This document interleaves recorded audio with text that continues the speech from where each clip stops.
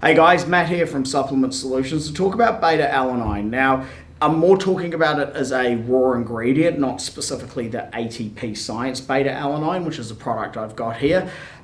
It's one of those, as what we call an essential or a raw ingredient, which is often included in other products, most typically in the case of beta alanine pre-workouts, but it's also one of those raw ingredients that you can buy just to take by itself or to supplement some of your other products.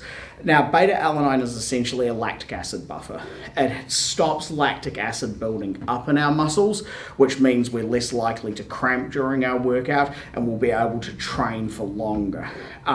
It also has the side effect of the tingling sensation. So when you take a pre-workout, often you get that sort of tingling, scratchy itch just under your skin, especially in the hands and the face. That's the beta alanine causing that.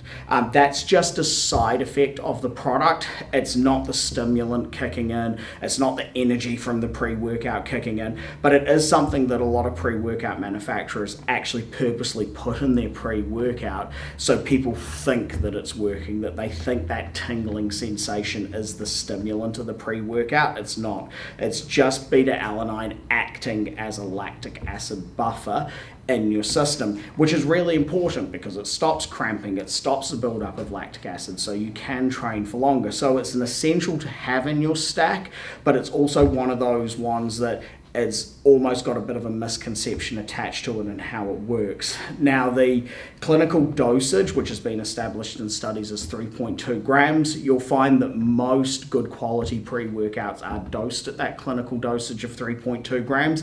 If they're dosed under that, they're probably cutting quite a few corners because this is a relatively cheap raw ingredient.